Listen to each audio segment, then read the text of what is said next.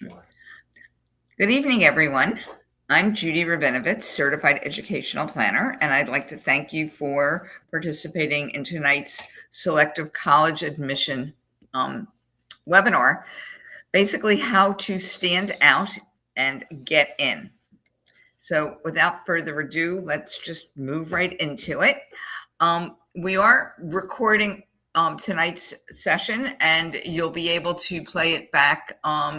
Very soon we'll be posting it on our website, and we are on both YouTube Live and Facebook Live. I'd like to let you know also that there are a number of downloads. You don't have to run and download them right now, but on our website on scorewebinar.com, there are a number of handouts that very much support and reflect the information that I'll be giving you this evening in this webinar, things about the SAT, about college admissions, and certainly some very nitty-gritty data on how applications have skyrocketed very significantly in the last 2 years and what that has done to admissions. So, feel free at your leisure to download any of those handouts. I think that pretty much most people recognize that colleges do seek, pretty active, engaged learners. They want kids who are going to have an impact on the world. And the only way they know if colleges will have an impact on the world in the future and reflect well on their colleges is if they're currently having an impact right now in their own communities, in their schools, even during COVID. So colleges are very much looking for, kids who do well academically, but who are actively engaged on their high school campuses, because then they know these kids will be engaged on the college campus.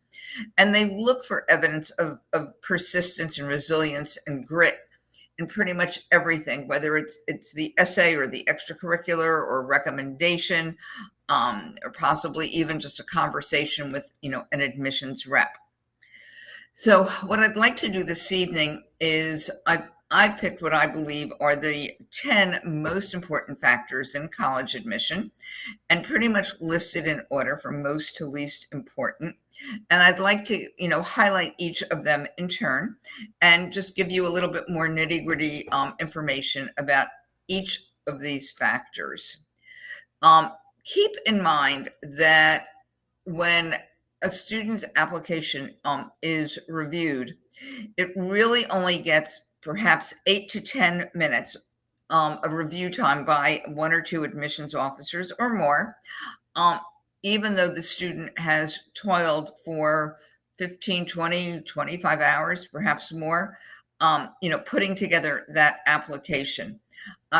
Your application itself with the application with perhaps your resume, your recommendations, your transcript, your test scores, takes about 10, 12 to 15 pages. And it's not at all unusual for a reviewer to have a stack this high, which is why you really only get about 8 to 10 minutes at most in review. And so it's your job, and of course my job, to teach you how to do this, but how to create the type of application that's really going to have a lasting impression on the people who review it. So let's start with the curriculum that colleges, are very much looking for, and the kinds of grades.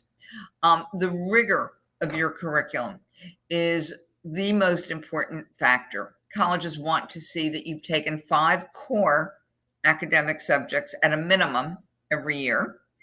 That means English, math, science, social science, and social science are courses like history, government, economics, psychology, and world language are part of core. And many people will also now include computer science, which is not a science and it's not really a social science, but computer science is also considered core.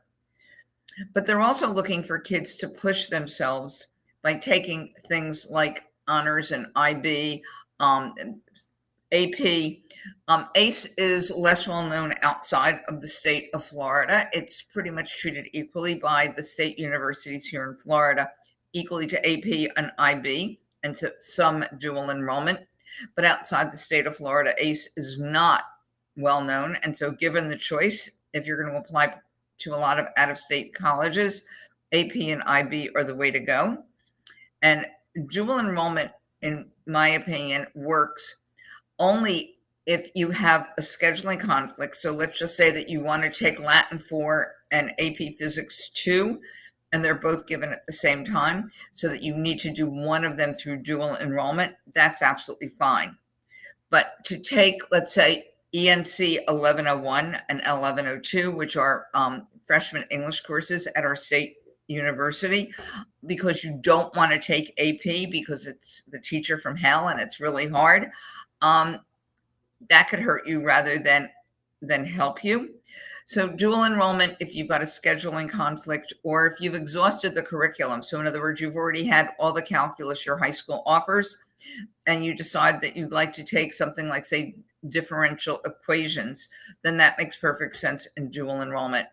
Or if there's a subject that you're really eager to explore that you might potentially major in college, dual enrollment works well there too.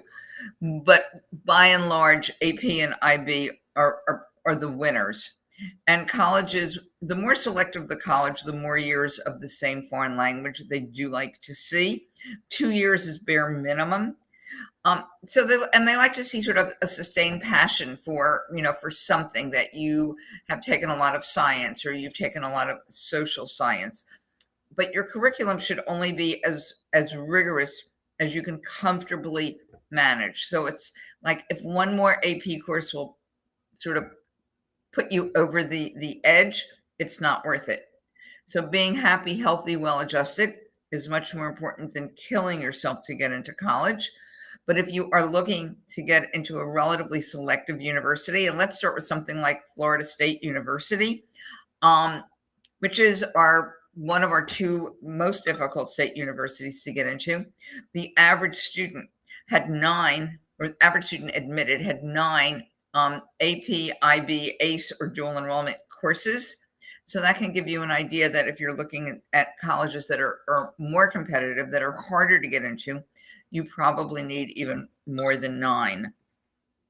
So many colleges actually recalculate your GPA. They don't necessarily use the GPA on your transcript.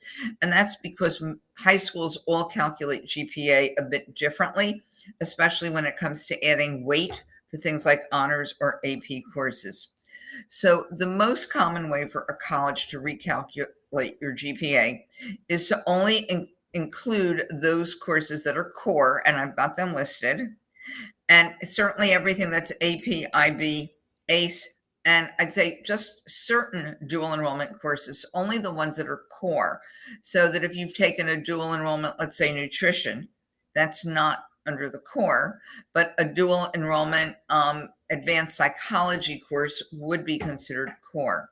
So you're only going to count your core courses. And if you've taken any high school courses in middle school that are core, they would also count. And you want to convert all your grades to points, 4 points for an A, 3 points for a B. And I think, that's pretty standard. Beware if you go to a public high school in Florida, because some of your courses have 2 semester grades and a few of your courses have just 1 year grades. So you really need to take that, let's say you have a 1 year grade of an A in Algebra 1 honors.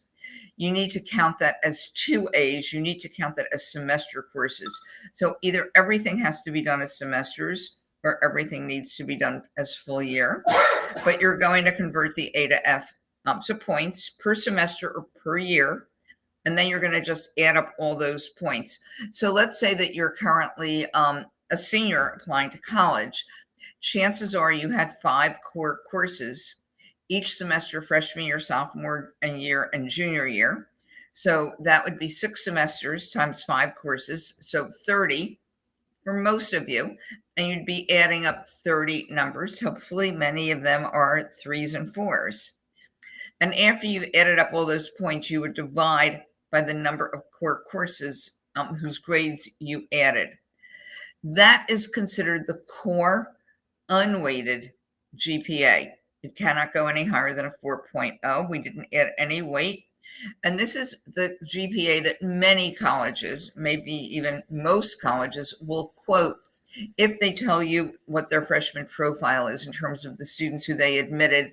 They're likely to say, well, our average student was between a 3.7 and a 3.9. They're typically talking unweighted. However, if the number they give you is over 4.0, you know that they're talking weighted. So let's move over and talk about what do we do to convert the unweighted into weighted. So you start the same way with, adding up the 4s and 3s, and hopefully there's not too many lower numbers or any.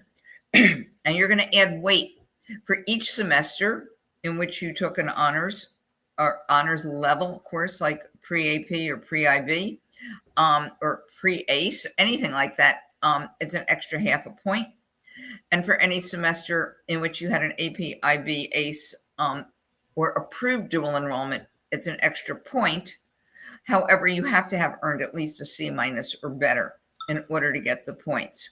So you can see that the more honors or AP type courses that you have, the more extra points you're going to get. So you would add those after you've added up your 4s and your 3s and your 2s, and hopefully, well, you don't have 2s. Hopefully you have more 4s than 3s. And then you would divide again by the number of core courses. And what that gives you is your core weighted GPA. And that is exactly what our state university system in Florida uses. There is a slight difference in the way they count some dual enrollment courses. And I can tell you that a number of other state universities tend to use a core weighted GPA. So if any university is quoting you a GPA and you're not sure if that's from your transcript or if that's recalculated or how it's recalculated, you should always feel free to ask exactly how they get their GPA, and perhaps they do take it directly off the transcript.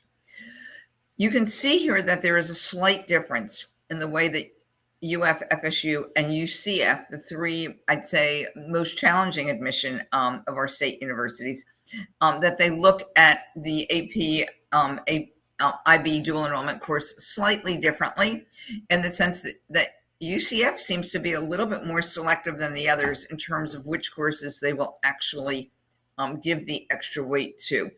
And at the very bottom of the screen, which you may want to take a picture of, that gives you, those are the lists of where the approved courses can be found.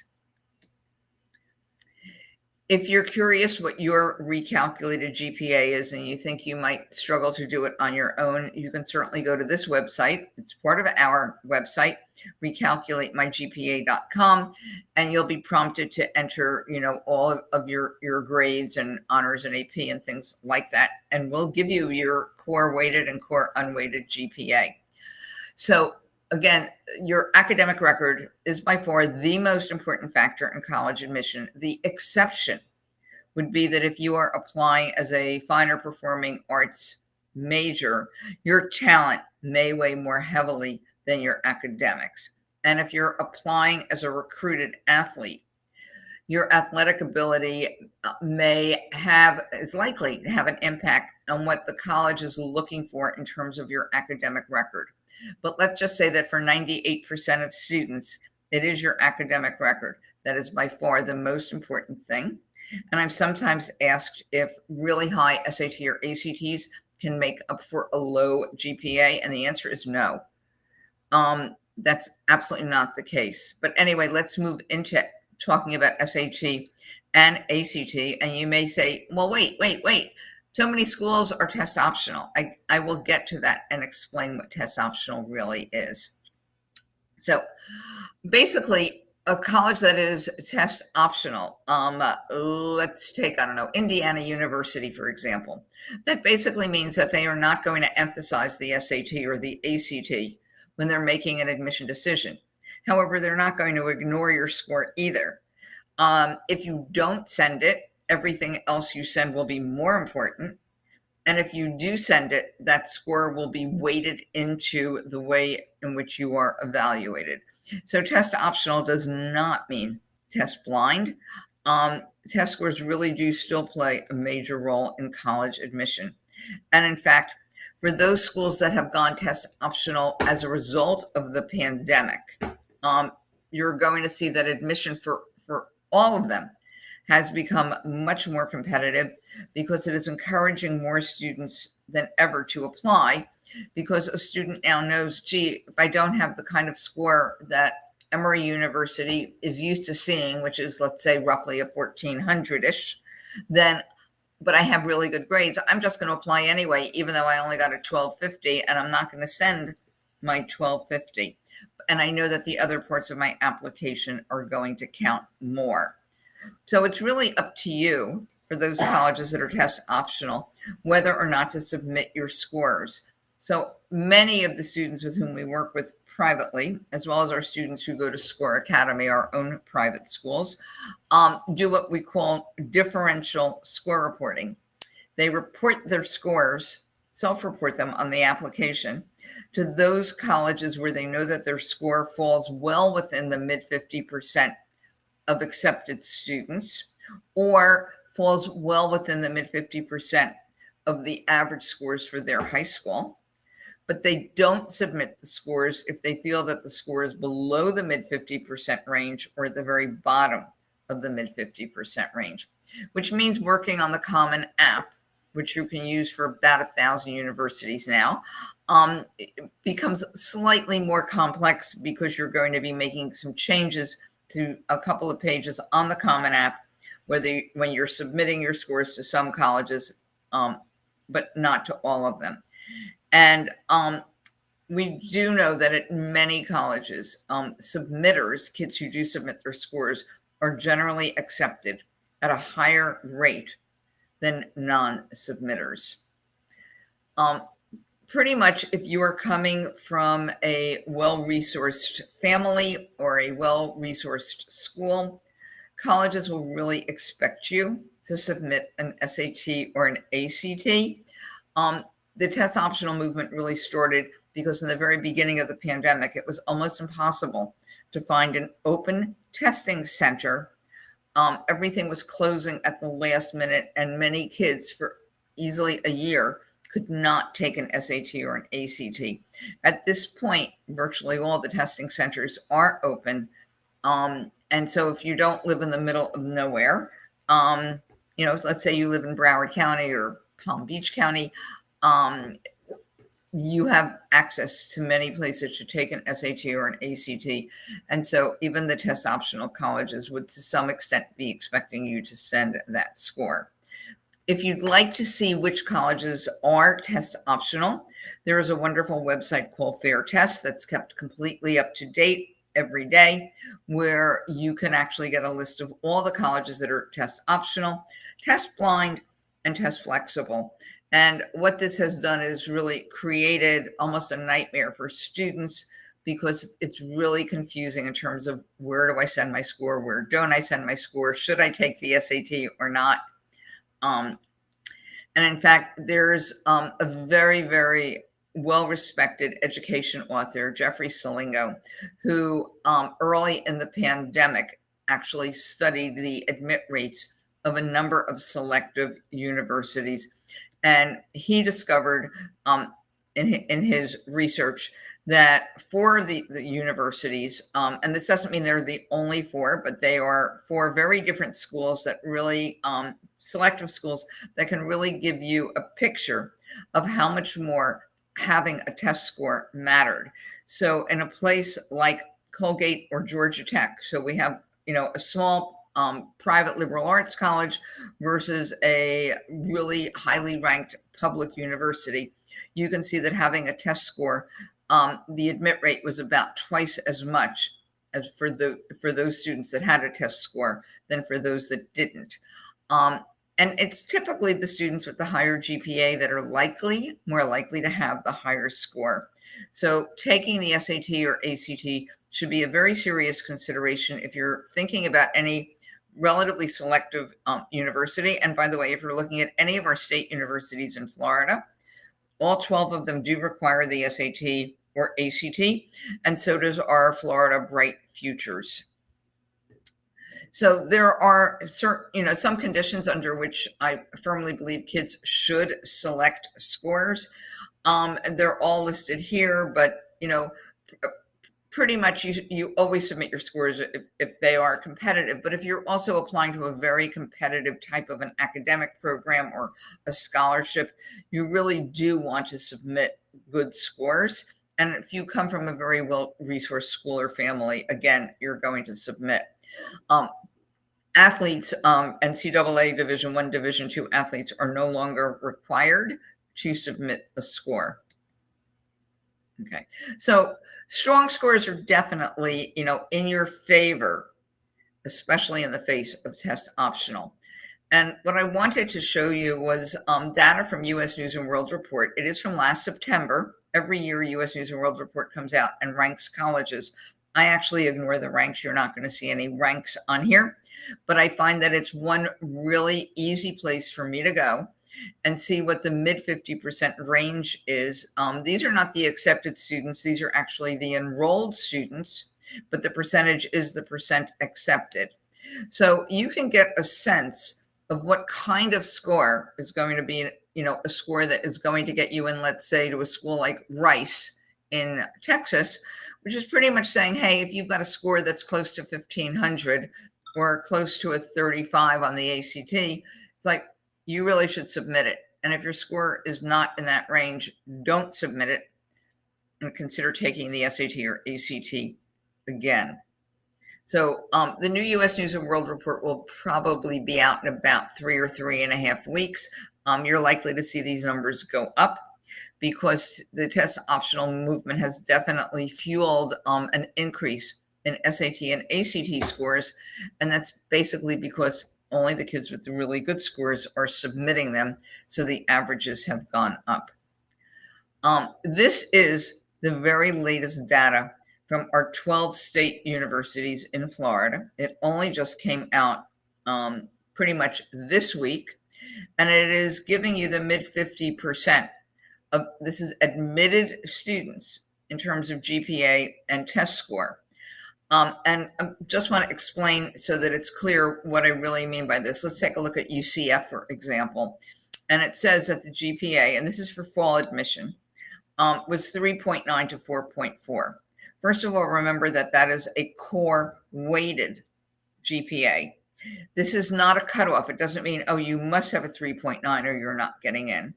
They're telling you that the middle 50% of kids who were admitted had between a 3.9 and a 4.4. So that means that 25% of the kids who got in had above a 4.4 weighted GPA. But also 25% had below a 3.9. How much below? They don't tell you. Could it be a 3.8? Yeah, 3.7. Yeah, 3.6. Getting a little dicey. 3.4, maybe if you were a recruited athlete or had some extraordinary talent.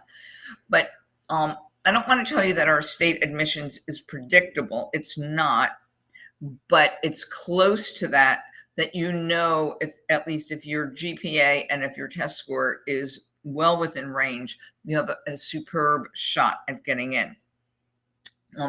The approximate admit rate is listed here. Those that are starred are from last year. And the reason these numbers are approximate is because the colleges have not yet finished calculating this year's either fall or overall admit rate. So this is still a work in progress, but I wanted to give you the latest data that we have available as of yesterday. And one of the handouts, which is called, I think it's SUS Matrix and SAT, ACT, which is sort of in a 2-page handout, actually has all of this data. So since we're talking about testing, let's go into what would be an effective testing calendar. And so for those of you who are sophomores, don't even think about the SAT yet. In fact, you'll be taking a digital SAT if you take the SAT, but you will be taking the PSAT. And in fact, if there are any freshmen in the audience, there's a very good chance you will also be taking the SAT. And most schools have chosen the date of October the 12th. Your PSAT is really just a shorter, easier version of an SAT. It does not go to colleges, but it does give you a great starting point for where your ultimate SAT score is likely to be, and gives you a sense of how much prep you might need to do or what colleges your score could be appropriate for. But the other thing that I love to recommend to sophomores is that they take the ACT at the very end of the school year. For those of you here in Florida, June 10th is after school is over for virtually all of you. The reason I'm suggesting that you take that test is that you'll be able to find out pretty early if the ACT is a good test for you or not, and colleges couldn't care less whether you send SAT or ACT. And the reason that date is starred is because it's one of the 3 times during the school year that the ACT, if you pay them some extra money, will give you back a copy of the test you took, your answers and the correct answers. And it is a wonderful way to learn from your mistakes, even if you decide never to take the ACT again, because there's tremendous overlap in what's tested on the SAT and the ACT. It's called the Test Information Release, and it's something you sign up for when you register. So the PSAT, your school will register you, but the SAT or the ACT, you're going to register online. The other really interesting thing about the ACT is that you are allowed to cancel a score after you get it. So if you get an ACT score that you don't like, and you're afraid that someday you may send other ACT scores to colleges, and that you might be applying to a college that's asking for all your ACT scores, which I think Georgetown is one of the few that would do that, you can actually legitimately delete a score from your permanent record at ACT after you get the score. But you cannot do that for SAT. College Board does not allow you to delete a score after you get it. In fact, if you wanted to delete a test from your record, you have to do it by the Thursday after the date, after the Saturday or Sunday in which you take the SAT. So for now, if you're a sophomore, PSAT is in October. Talk to your counselor, make sure that you're registered for it. And you may want to do a little bit of prep so that you're going in with your eyes open and you understand timing and format and pretty much what's tested. And then please consider taking the ACT at the very end of the year. Yes, you can sign up for it now. I believe it's myact.org.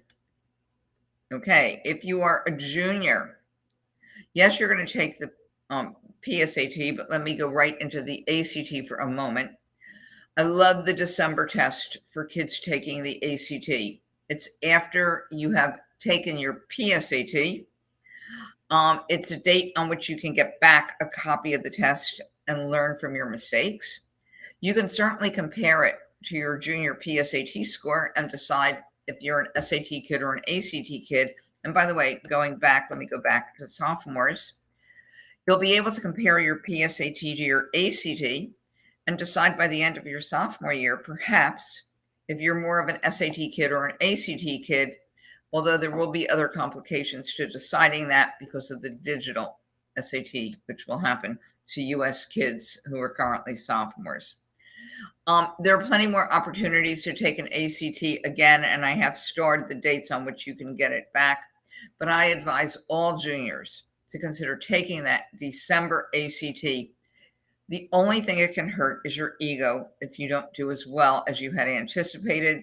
You can throw scores out.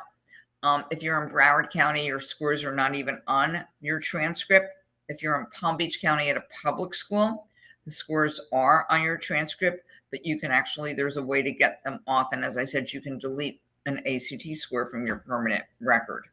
So juniors, please consider signing up today or tomorrow for the December 10th ACT and request the test information release. So testing calendar for juniors for the SAT. Do not rush to take an SAT. Please get your PSAT back first. Learn from your mistakes.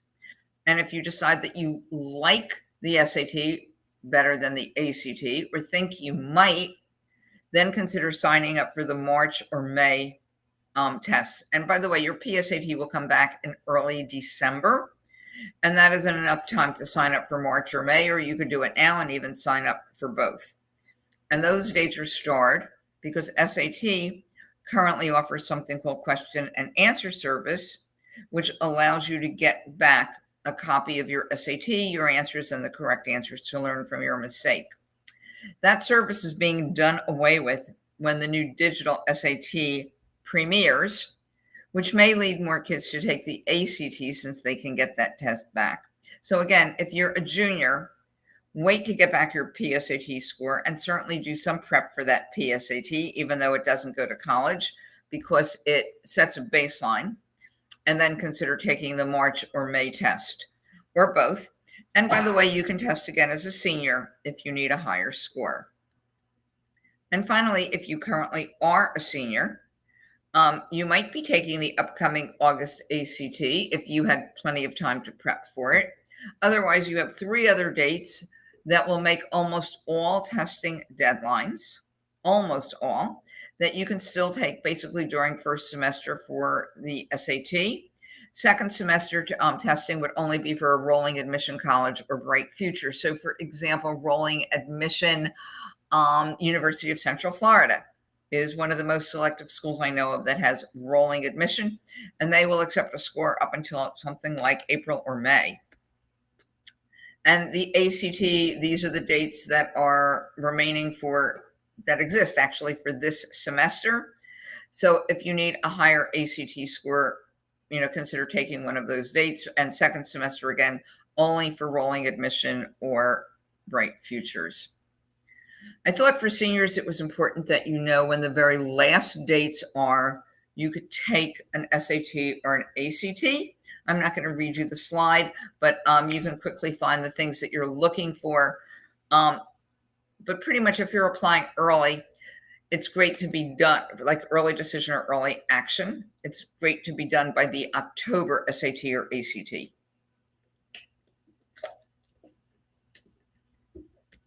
Okay.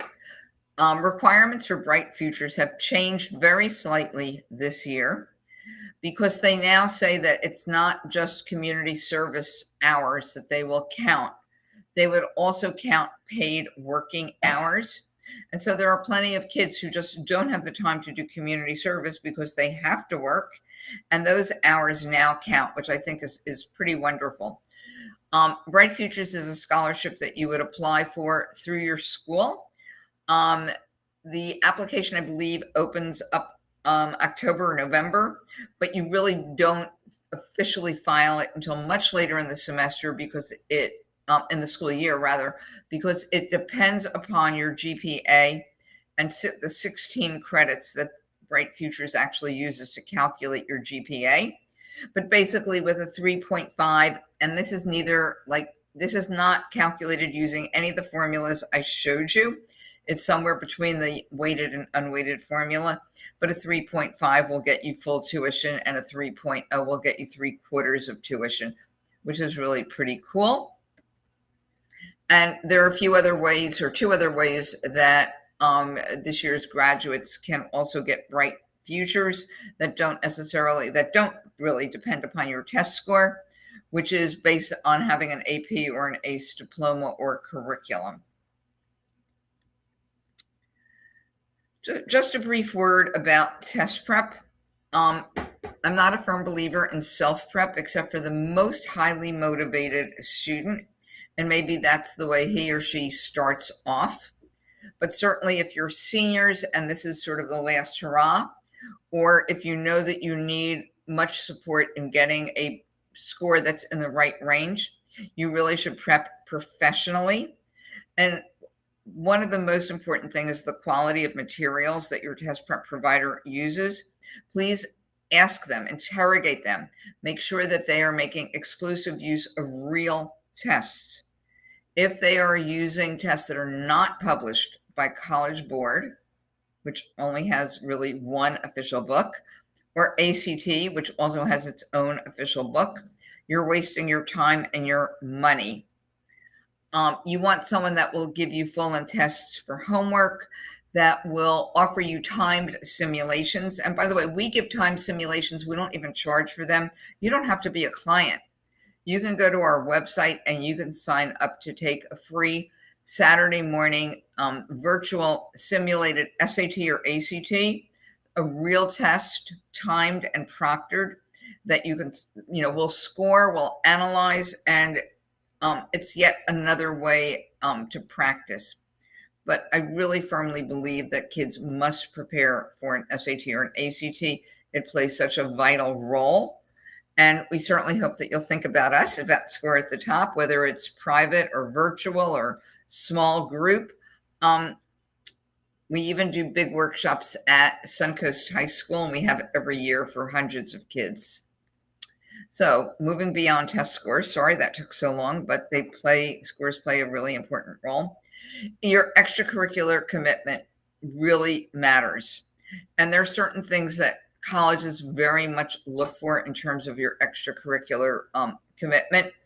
Um, they want kids who um, devote several years to the same activity where there is sustained engagement, and it doesn't matter what the activity is, whether it's debate or theater, or Habitat for Humanity, or playing a sport. It doesn't matter, but it's commitment, long-term commitment. They don't like kids who do a little bit of this and a little bit of that. In fact, colleges are no longer looking for well-rounded students. They're looking for students who may have one or two interests in certain, I mean, and you could have more, but one or two interests really in sustained commitment to a couple of extracurricular activities or activity categories. And colleges really want to see that you've taken a leadership role. It doesn't have to be elected. You could just, be committee chairman for something, but they want to see that you are contributing, your talents to the betterment of your community, to your school, that you have an impact on others. They also want many colleges do ask you for an activity resume that has some of the same features as a work resume in the sense that it has bulleted details. And also would include things like your honors and your awards. But basically, your resume is sort of like your elevator speech. It's your way to market yourself, to let colleges know what you're really about, as a person, to come alive, because after all, your academic record and your test scores are just numbers, but your resume really conveys what you're passionate about, what you're committed to, and how you're likely to make commitments when you get to, whatever university you wind up with. And also, if you have any interviews, it's wonderful to hand your interviewer a copy of your resume, because you know that you'll be talking about the things where you can shine, because you're marketing yourself and you're talking about things you really know about. And if you create a resume now while you are a high school student and you keep it up to date through high school, through college, you will always have a resume ready. So if a professor says to you in college something like, "Hey, Judy, I know about this internship opportunity that I think you would be perfect for. I don't have to wait a few days to apply and create a resume. I have one." And similarly, just having one now it will help for honor societies, for summer programs, applying for jobs, and certainly applying to colleges. Last year, about 1/3 of colleges on the Common App asked for a resume upload. It was optional, but I also have to tell you that optional really means required in 99.9% of the cases. So your resume absolutely tells your story and definitely helps you stand out. From last year's list, because we don't have, not every college has completed their requirements on Common App, but this just gives you a short list. You can see some from very highly selective to not so selective universities, colleges that asked for a resume, whether it was on Common App or their own app, or even right in their portal, which is where you go to check your admissions status after you've applied to a college. And I thought I would share with you a couple of resumes from students that we've worked with, that we developed with them. There is no accepted format for college resumes, other than the fact that they really need to highlight what you have done, how you've done it, where you've shown leadership, what your interests are. Yes, this one has pictures, and hey, you're a teenager. It's fine. You can have a resume with graphics on it. And it's very clear, even without reading this student's resume, that she was into medicine, because you can see, or at least science, because you can see the DNA strand down there. This is a debater with whom we worked, where we not only highlighted the top wins, but there's a short statement at the very beginning, as well as highlights of the fact that this is a student who competed in 3 different categories and was captain. Another one of my students who created her own format using a website called Canva that allows you to format really like in interesting ways. And this was color coded for a university to which she applied, whose colors are this exact shade of red and black. And by the way, those were real resumes. The names were changed, and students did give permission for me to share them. So the next thing that is very important in terms of developing an edge is a well-written essay that virtually every college asks you for a personal statement. So it's an essay that's personal. It's deeply personal. It's something about you, some event in your life, some obstacle you've overcome, something embarrassing that happened to you, a favorite book, something that happened to you last week, something that happened to you when you were little, a belief that you have. It's anything. And it's usually the same essay that goes to almost all colleges. However, if you're applying to any of the University of California system schools, they don't call it a personal statement.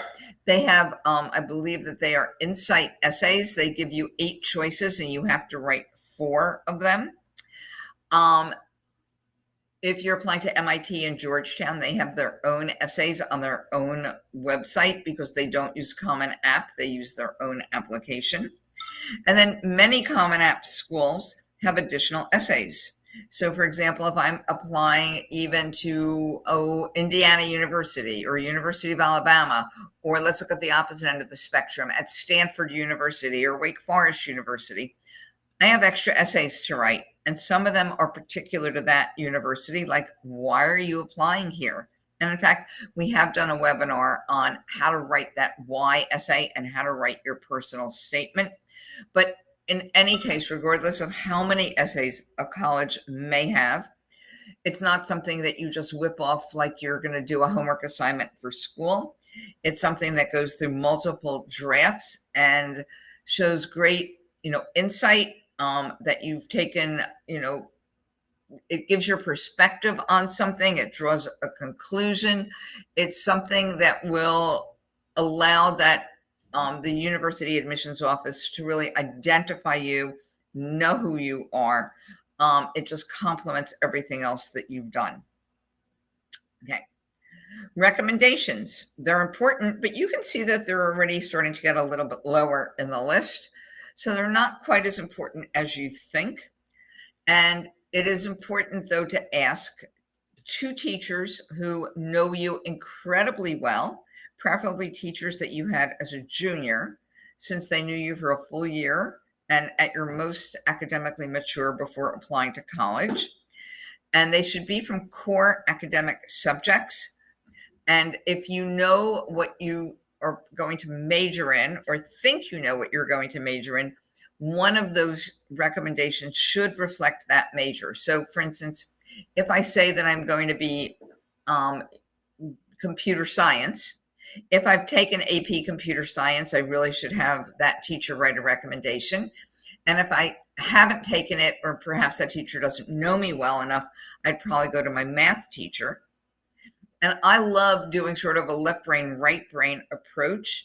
I love having one recommendation from math or science or computer science and another from English or history.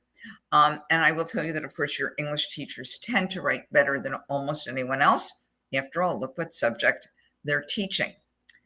You can also have a recommendation from someone extra. Most colleges allow it. An extra recommendation may may help you, but it should not really be from, say, a third teacher. Because if two teachers sing your praises, the third teacher is going to pretty much say the same. But a supervisor at work, perhaps your dance instructor, perhaps your soccer coach, perhaps the director of the last play that you were in, but someone who knows you from a completely different perspective. If you're incredibly active in your church or synagogue, then perhaps the spiritual leader, the pastor, the priest, the rabbi, although I generally find those recommendations aren't necessarily taken quite as seriously, since they all tend to be glowing and positive. But if it is someone that you have a very deep relationship with, who really knows, who you are as a person, and can write some nitty-gritty details, that would be wonderful. If your next door neighbor's uncle's cousin is someone super important and says they can write a recommendation for you, you should turn them down, because recommendations from important people, unless they really know you well, like you've worked for them, they can hurt you rather than help you, and because they could also make it look like you're begging or just trying to pull strings. And most colleges also require your high school counselor or your high school college counselor to write a recommendation about you. And it is your job to make sure that that person gets to know you well. And there are some little tricks as well. Parents can send an email to a counselor. Students can send an email to a teacher and mention a few things that they hope they might include in their recommendation, because they won't remember everything. And an anecdotal recommendation, that is a recommendation that tells a story about you, is better than just a plain letter that says, oh, Judy's the best math student I've had in 25 years. I highly recommend her for your university. What they're really looking for is Judy's explanation of Fermat's last theorem, and her approach to it really intrigued her classmates and inspired several of them to get up to the board and write down some, approaches. Something like that makes much more sense. And by the way, that was part of one of my high school recommendations. I can't believe I can remember that. Anyway, the next one is demonstrated interest in the university, which some universities will tell you that doesn't matter at all. I have trouble believing those that say it doesn't matter. So how do you demonstrate your interest? Certainly by visiting the college, which is it's almost going back to the way it was before the pandemic. This is actually a picture taken from a visit to Vanderbilt University. Visiting by doing that campus tour and the information session, and perhaps talking to someone in admissions for a few moments, taking someone's card, sending a follow-up. That's going to improve your chances for getting in. Of course, you can also do a virtual visit, a virtual information session. You can be emailing admission reps. And many of these admission reps will be making this year more high school visits than they have in the last couple of years, because I think people are becoming more and more used to the pandemic and living with it. And there's a way to personally connect. I would also strongly suggest for any college that you are super interested in, that you join their mailing list, that you follow them on social media, that you call or email the admissions rep for your geographic area to ask a question that you cannot get answered on their website. But the percentage of admitted kids who have demonstrated their interest versus the percentage of admitted kids who have not demonstrated their interest, you're going to see that there are some vast differences. Most colleges don't give you that data, but I can tell you for sure that your chances very much improve, especially at a private university, if you have demonstrated your interest. And in fact, what we have found in the last few years are that really top students are getting rejected from their backup schools.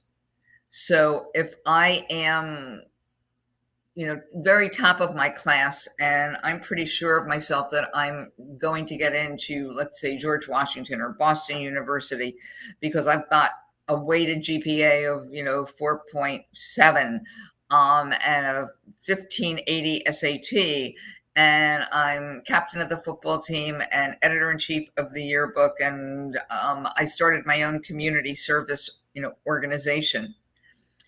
Something like, say, a Boston University or a George Washington, which are pretty selective schools, might be backups for me.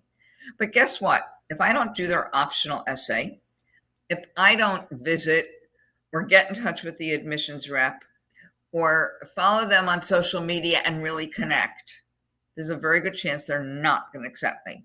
And you may say, but why? You're so overqualified. And that's because they're sure I'm not coming. Because if I were going to come, I would have been in touch. So colleges do love to hear from kids.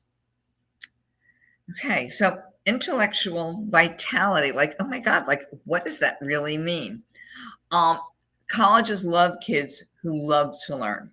And so how do they know that you love to learn? First of all, they'll look at your curriculum. And if they see that you've really gone out of your way to challenge yourself. And by the way, for some kids, challenging means I've taken my first honors course as a senior because maybe I'm dyslexic and I'm ADHD, or I might, it would mean something very different for other students. But it's more than just the curriculum. That's part of it. The recommendations, if your teacher talks about how much you love to learn, or how you come in to not just for extra help, but to want to dig deeper in a topic that you were talking about in class. Or if you're participating in science fair, or you're doing a summer program on a college campus. And some summer programs can really help tremendously. Although if I go to Northwestern for the summer, that's not going to help me get into Northwestern, but it will help me in general get into college. So they're basically looking for kids who just love to learn. The demographics and sort of the more personal factors are, incredibly important. Yes, there's a couple of cases coming up before the Supreme Court this next year in terms of affirmative action.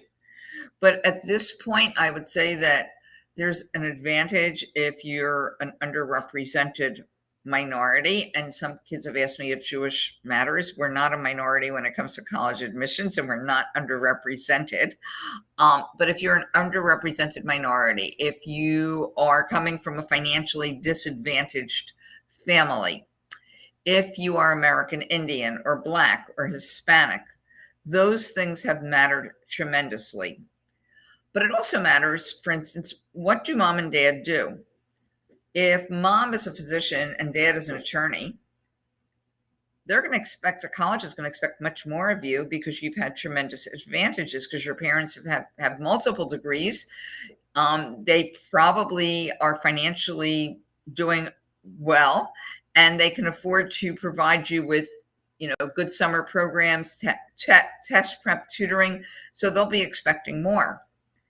But let's just say that your dad is a bus driver and your mom is a housekeeper, and you're doing really well in school. They're going to think you've overcome some tremendous disadvantages, and that you have more resilience, and you might get into college with having less than the student who lives a mile away in a much more expensive home with parents who graduated from college.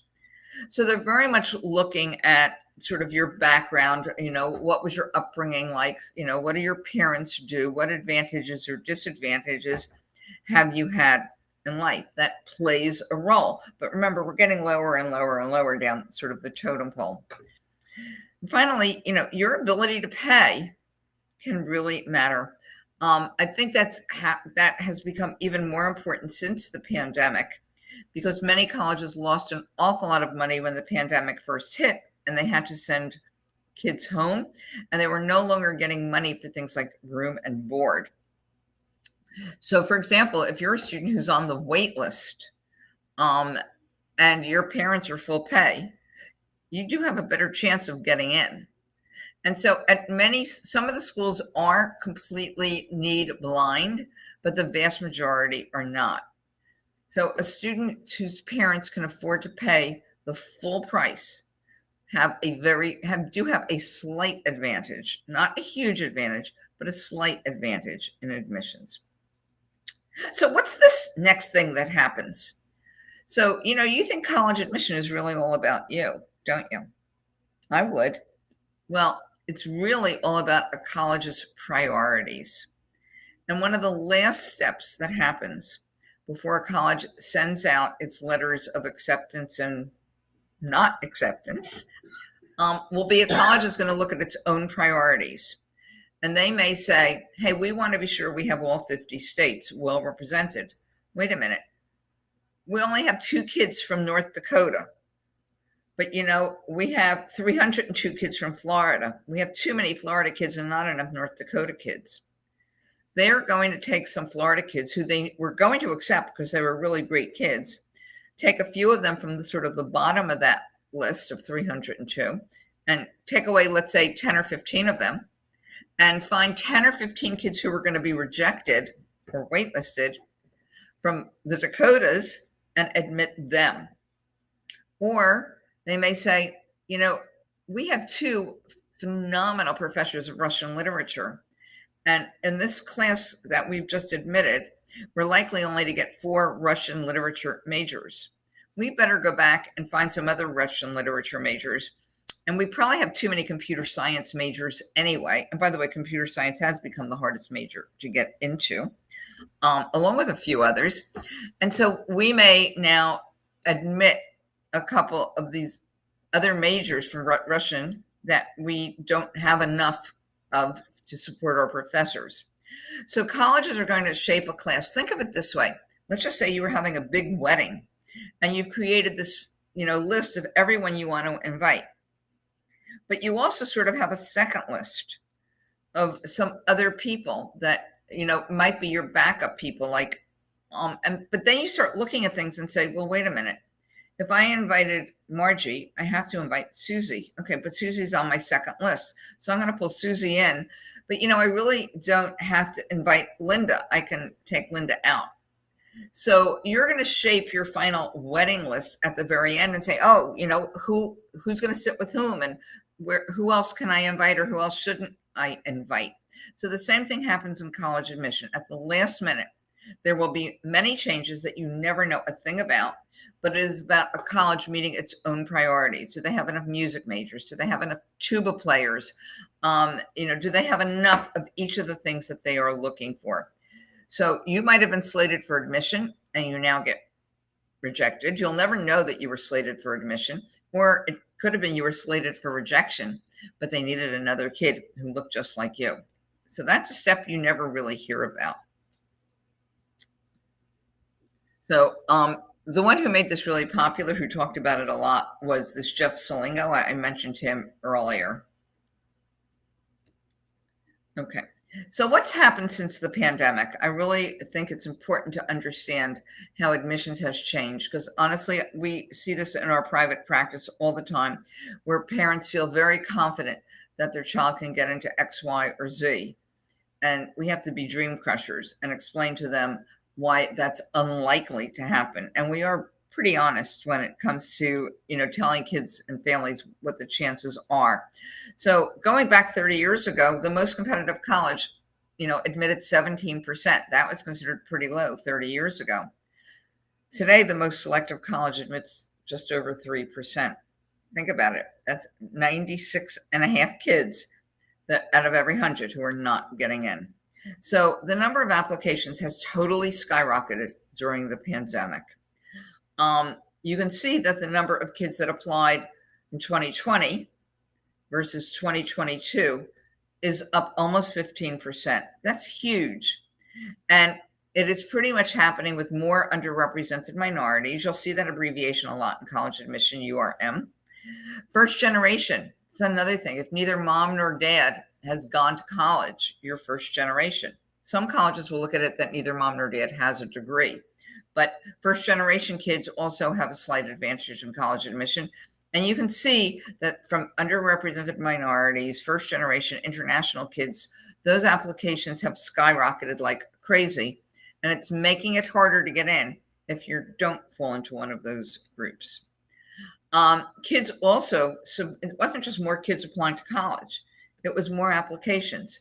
This is enormous. In 2 years, it went up more than 20%, and especially to public institutions, and especially very highly selective universities.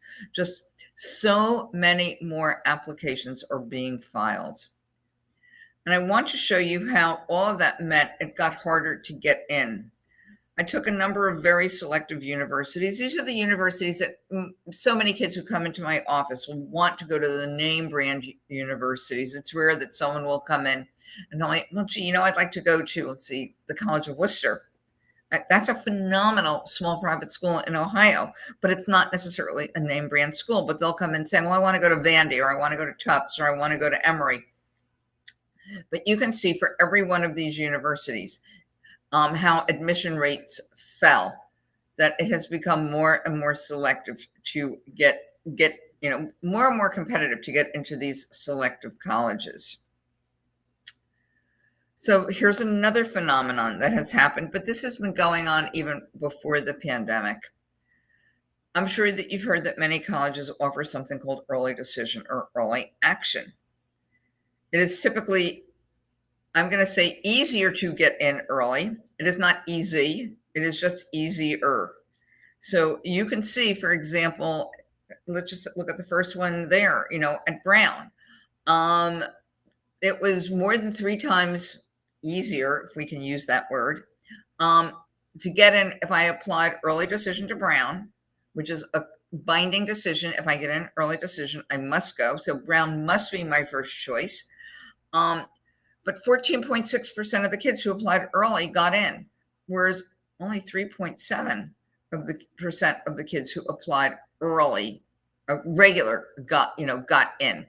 So you can see for all of these, and now these are among the nation's most selective schools, that how much an advantage it was, let's say, of applying early.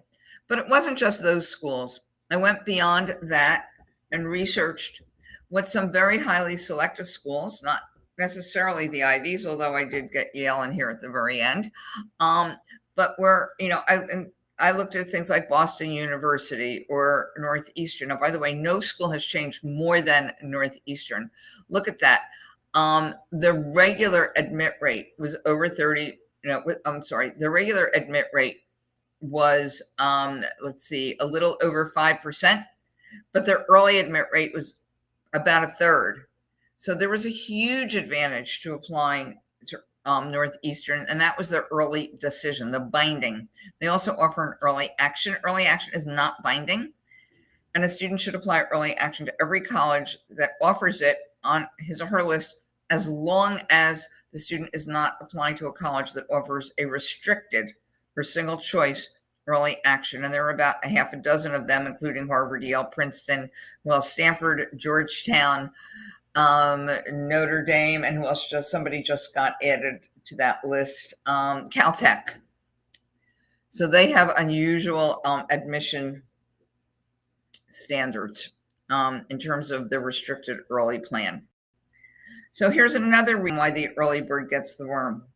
These colleges filled roughly half their class through the early pool. And the early pool is a much smaller pool. Many fewer kids apply early than apply regular, but yet half the class for these highly selective universities came in early.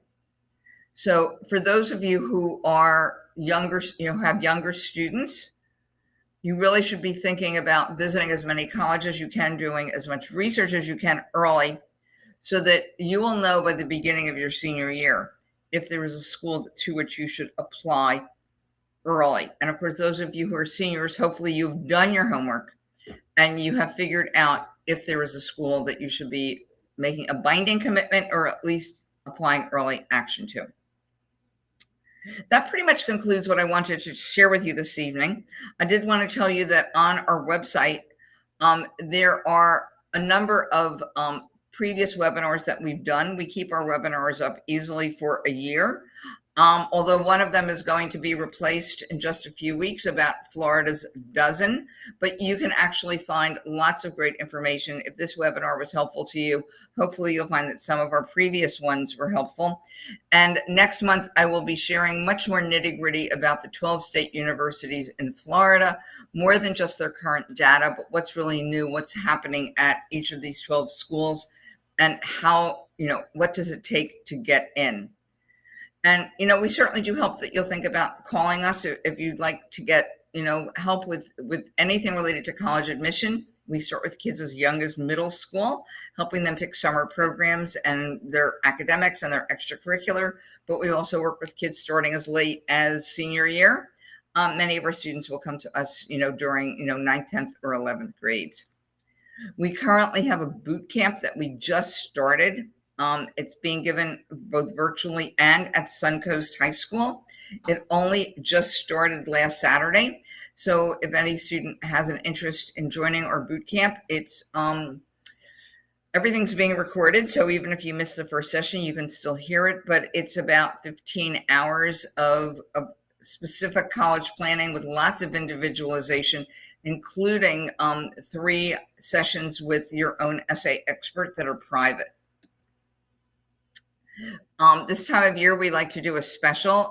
If you'd like to find out whether the college application essay you've been working on looks like it's something that would work and what you need to do to improve it, we do have a review special going on for $99 that we're happy to review your essay.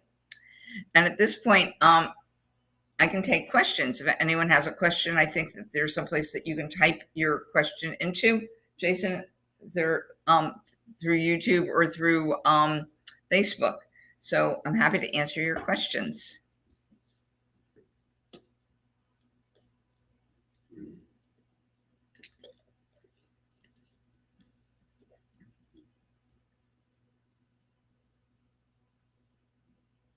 Don't be shy.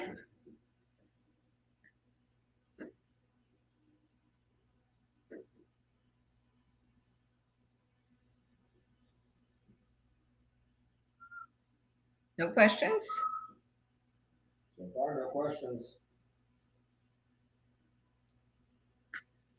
Okay, well, I'd like to thank you all for, participating this evening. You have our email address because you got it in the invitation. Certainly, if you have any questions, you feel free to email them into us. We will be posting the recording to this webinar on our website so that, chances are by tomorrow or the next day, you should be able to bring up the webinar and play whatever part of it interests you. A couple questions. Oh, I take it back. Can you go over early action again? What was the question? Can you go over early action? Okay, so early action. In fact, let me go back to the slide that even talks about that has early action, early decision. So early action is when a school has an early deadline. The earliest it's allowed to be is October 15th. Most of them tend to be November 1st. That you can apply and specify on your application that it's early action. Most applications ask you if you're doing that. And you get your application in by that deadline. You share your test scores if you're sharing scores, your academic record, your transcript, your recommendation, and they give you a decision early. The decision for most schools will come out in December. Some of them do early action as late as January.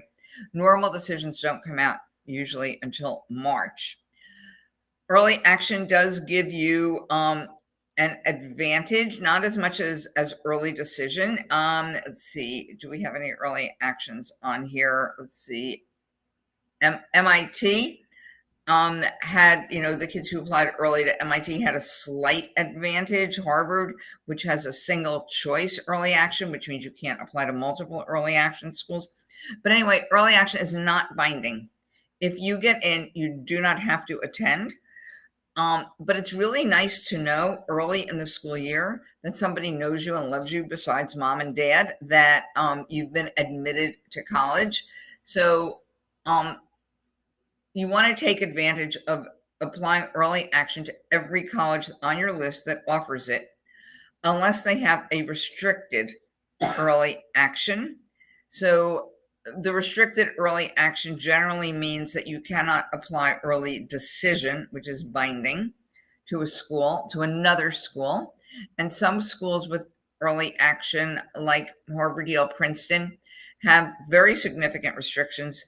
Don't quote me on the exact, but basically they don't allow you to apply early action to any other private university. So for example, if I apply restricted early action to Harvard, and Harvard is, it's not binding. If I get in, I don't have to attend. However, I cannot apply early action, let's say to University of Miami or Tulane or Northeastern or University of Southern California, which is offering early action for the first time this year, because Harvard has a restricted early action. Some of the restricted early actions have some caveats and say that you could apply to a public institution early action. So I believe Harvard, I believe, but don't quote me on it, might be one that allows you to apply early action to a public university, which basically the hardest one to get into, I think, that has early action is University of Michigan. By the way, our brand new early action, Florida State University never had early action. And this is the first year that Florida State offers early action, but it is only for Florida residents. And they have an October 15th deadline date. So early action generally gives you an advantage. Early decision typically gives you a much larger advantage. If you get into a school early decision, you must attend. There are ways to get out of it if they're valid, but for the most part, 90 some odd % of the kids who get an early decision do go there. But you may only apply to one school during the first round of early decision. And that deadline also tends to be November. Some schools have a second round of early decision. It gets like airfares. There's so many different airfares. It gets pretty complicated. Jason, was there another question? Have you worked with anyone from FAU High School? Have I worked with anyone? Let me say we, because we have several college counselors on our team. And the answer is yes. We're highly experienced working with kids from FAU High School. Some of them do go on to the state universities in New York, not in New York, I'm sorry, in Florida. Not all of them. And in fact, goodness, we have one who is at Caltech now, who had gone to FAU High School.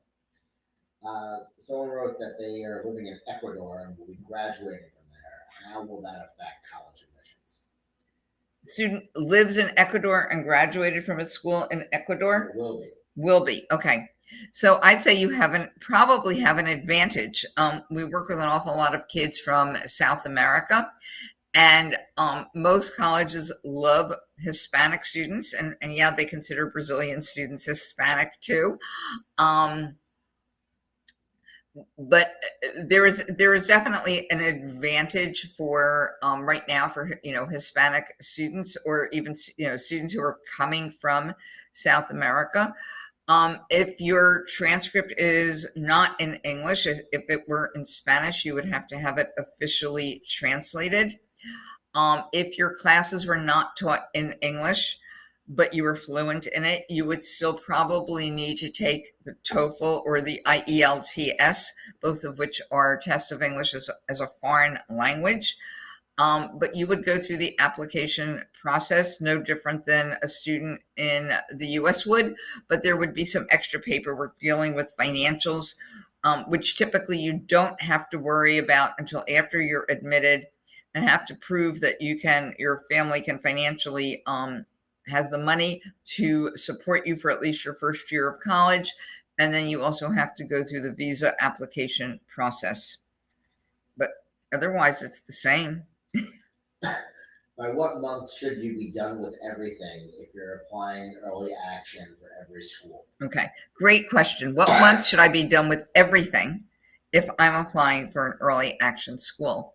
Well, Early action deadlines, the vast majority of them are November 1st. There are a few that are November 15th, and there are a few stragglers that are December 1st. So realistically, we like to have our kids submit their applications at least a week or 2 weeks before the deadline.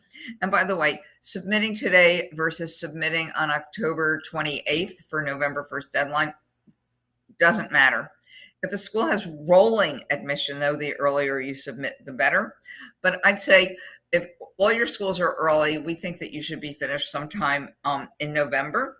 And realistically, if not all your schools are early, but some of them are regular, we really like to see kids finished by Thanksgiving.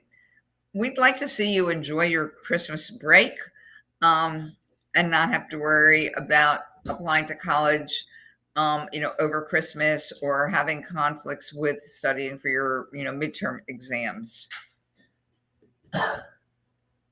What do you do if early action admissions have a lower acceptance rate than regular admissions? Okay, so the only school that I'm aware of where the early action admit rate is not necessarily higher than the regular admit rate is Georgetown. Georgetown specifically says that, well, these are not their exact words, but they're pretty much telling you that if you're the cream of the crop, apply restricted early action to Georgetown. But if you're not cream of the crop, don't bother, because your chances are no better in early than they are in regular. And Georgetown is the only university that I'm aware of that actually tells you that there's no advantage to applying early.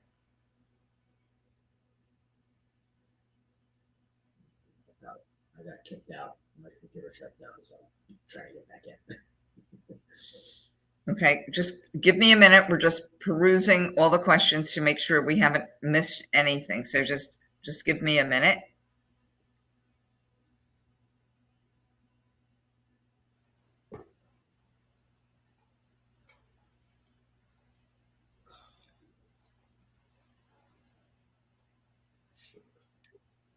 I know there was a couple more questions, but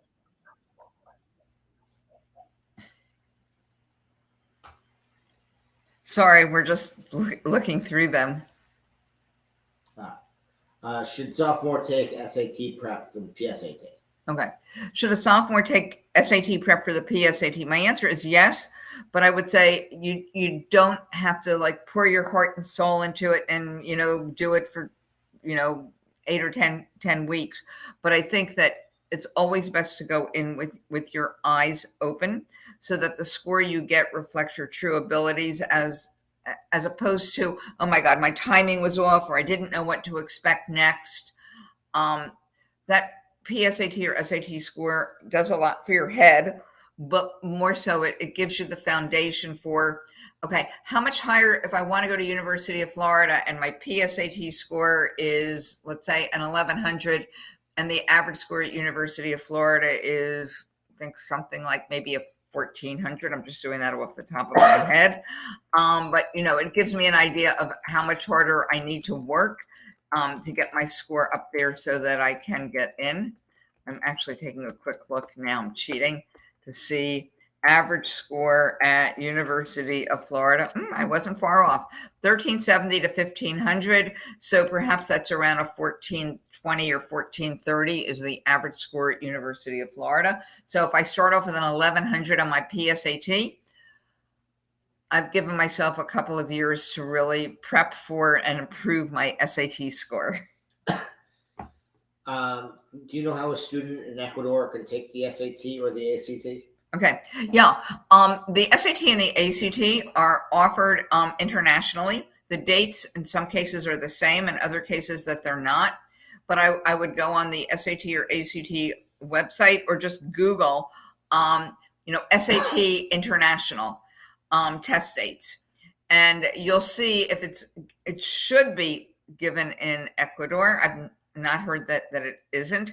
I will tell you that some of my South American kids, and especially during the pandemic, did fly to Miami to take the SAT or the ACT. But certainly if it's SAT or ACT is given in Ecuador, take it there. By the way, the digital SAT is being introduced sooner in international countries. And the ACT, I believe, is already digital in, outside of the United States. If the average ACT at a university is between a 32 and a 34, and you have a 32, should you submit?